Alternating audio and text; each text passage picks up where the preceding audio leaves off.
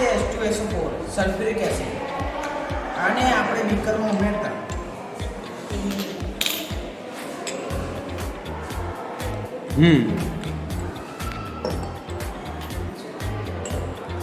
આ છે મિથાઇલ મળે અને આપણે ધીરે ધીરે નાખવાનું છે.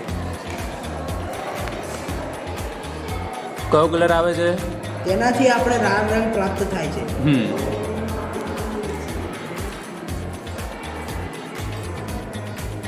આ છે NaOH સોડિયમ હાઇડ્રોક્સાઇડ.